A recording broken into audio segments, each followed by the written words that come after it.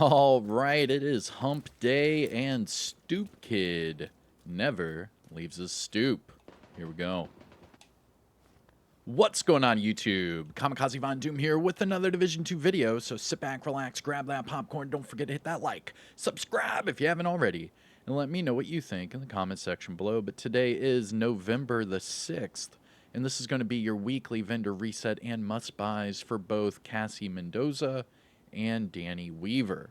So I hope you enjoy, but before we get to those vendors, we have to find the Snitch. The Snitch is located throughout the open world in over a dozen different locations.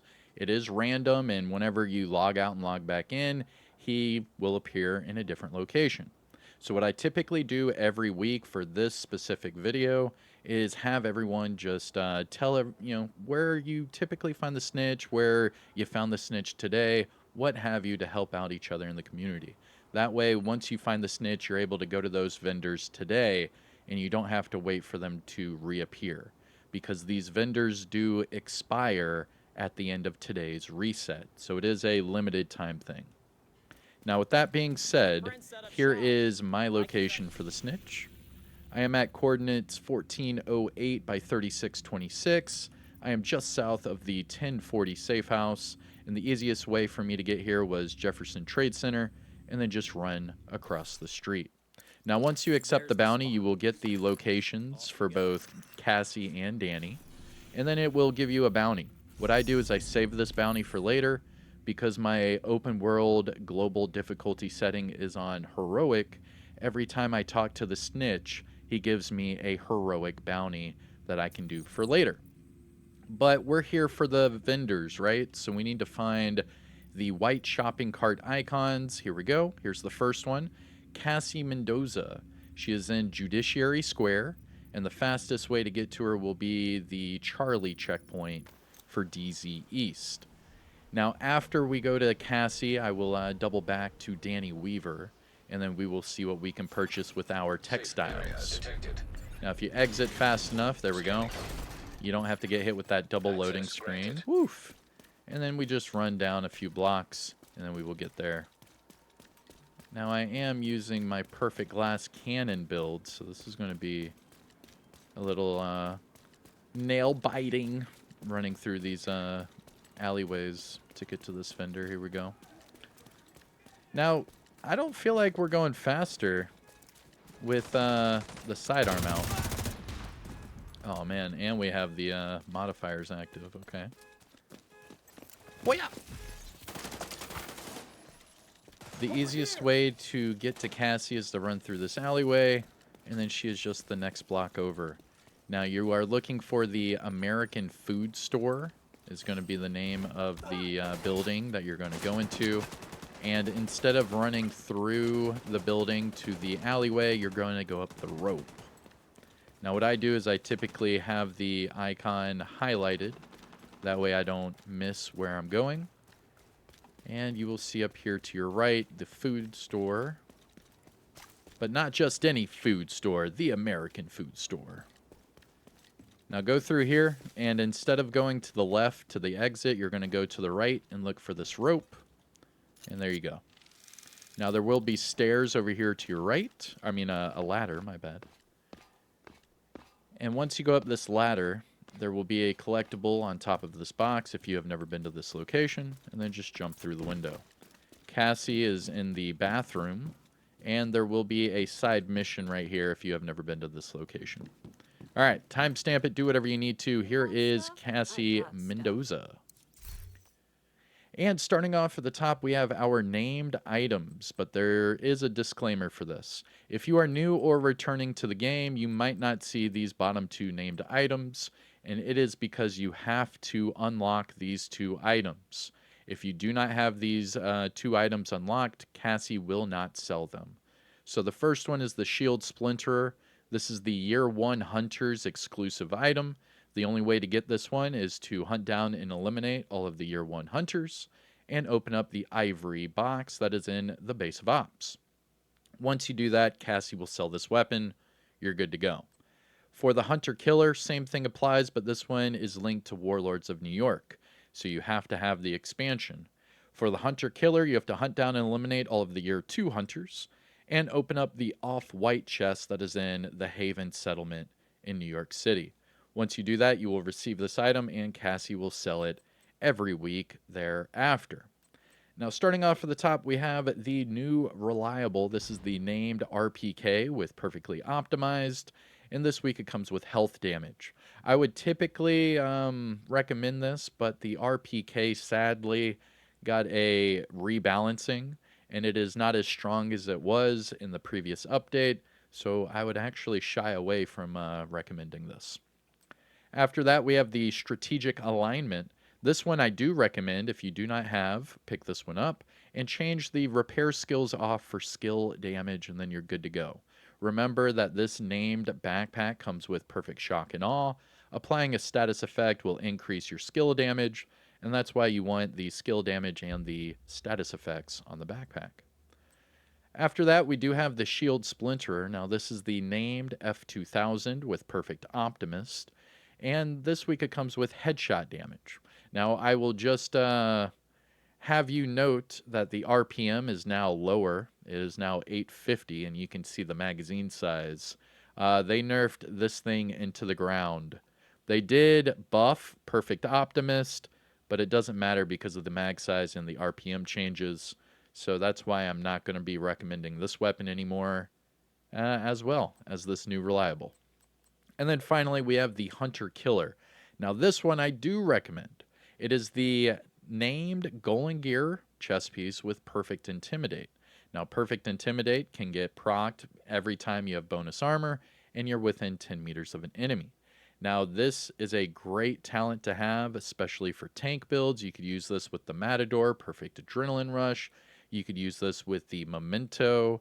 You could use this with Perfect Bloodsucker, things like that, and get all of this extra damage. Now, not only that, but this one comes with armor regen, and running 2 pieces of Golden Gear will give you 1.5% armor regen total, and then you can increase your survivability while getting all of that extra damage. Now, I would probably just recalibrate the weapon handling off for whatever it is you want, crit chance, headshot, hazard, what have you, and then optimize that armor to max. Going to the gear set items, we have a Cavalier backpack with armor regeneration. Not bad. The Cavalier, I would typically go hazard. That way you just give everyone on your team max hazard. But armor regen wouldn't be bad either. I mean, it does increase your overall survivability, but I would probably change that over to hazard. But the armor on here is fairly strong, so pick it up. Next is a Negotiator's chest piece with status effects. Striker's glove with weapon handling. Heartbreaker knee pads with armor regen, not bad. Hardwired holster with explosive resistance, and Negotiator's mask with crit chance. Now that mask is really good. Let's see here for the gear set items. Maybe the Cavalier, just change it to hazard. The Striker gloves are fairly low. Heartbreaker knee pads are good, and then that Negotiator's mask is really good. Really, really good. That Negotiator's mask is probably the best out of the bunch, in my opinion. For the high-end items, we have a M249 Bravo with magazine size and breadbasket, a Covert SRS with crit hit damage and Future Perfect, followed by Zoo gloves with headshot and status effects, and finally Alps holster with skill haste and weapon handling. Going to the mods, we have Blind Death Resistance, 8.6, and Chem Launcher Heals for 6.5. Now, must-buys, things to look for from Cassie. The Strategic Alignment isn't bad. You can get that one at the Countdown vendor, though. The Hunter Killer's a good one. Max armor regen, not bad. As far as the gear set items, the Heartbreaker knee pads with armor regen's good, and the Negotiator's Dilemma mask with crit chance. And finally, for the high-end items, I mean, you could go for the Zoo gloves and then go like crit headshot. Maybe. All right, but that's about it. So there's only a few items from Cassie that I recommend this week. Good deal for both of us. Now, next up, we have Danny Weaver. So we need to find the other white shopping cart icon. There it is. And this one is just underneath the castle settlement. So what I'm going to do is just fast travel there. You exit and then go to the underground entrance. into the cool little art gallery, you'll find the same NPC doing push-ups for 6 years now. This guy is yoked. I'm just playing. He's not yoked. But he's been doing the same push-ups at the same spot for years, man. It's pretty funny. All right, let's see. So you exit out the castle and then just hang a right. And this is why I highlight these locations. That way you typically don't get lost. There is one part of the map where the GPS is messed up, but it's not this one. And we go into this little facility. Find this guy doing push-ups at the bottom of the stairs. Look at this. This guy's been doing push-ups for 6 years, man. This guy's jacked. You don't want to mess with that guy, man. John Wick has nothing on that guy. I'm telling you. That's the guy that John Wick is based off of. All right, here we go. Danny Weaver, timestamp it. Do whatever you need to. Here we go. Let me know what you need. All right, and this week from Danny Weaver, holy guacamole. Oh, well, not too much. So 1 exotic, 1 named. So that's 2 items. 1 old season cache. Interesting. And then we have a crafting cache and an optimization cache. So we're getting 4 items, and then the rest are materials. So whenever you buy these, just make sure that it uses the... Uh-oh, mine did not. You see how it's not using the textiles? Okay, so this is bugged. All right, you see? It's not using any of my textiles. All right. Happy we could make a trade. Let's see what's happening here. I only have my Dark Zone cache. All right, we're going to try to fix this. It's not even letting me buy the season cache. Oh, and now it's doing the synchronization. All right. So exit the game. Turn it back on. And that should fix it right away. And then it should just put me right back into the castle, and then I can get right back to Danny. But that's how you would fix that. If it's not taking the items. All right, just load right back in. And it should, fingers crossed, it should fix the issue. Come on. Put me in. Put me in the game. Let's go. Here we go. Oh! Safe area detected. And it popped me right back to Danny Weaver. Look at that. That's legit. Hey, and let's see if it takes it this time. There we go. All right. So now I'm able to get the caches. You see? That immediately fixed the issue. Oop. That cache is bugged. We have a bugged cache. You're not able to get this one. You see? All right. So Let's do this again sometime. just so everyone's well aware, we do have a broken cache at Danny Weaver. The first rogue cache is not, it's not working. All the other ones are, though. All right. And with that being said, let's see what we get. And let me know what you get out of these caches. We really only have the 1 exotic and the 1 named. So let's just do those. I got the Coyote's Mask and the Born Great. All right. Woohoo!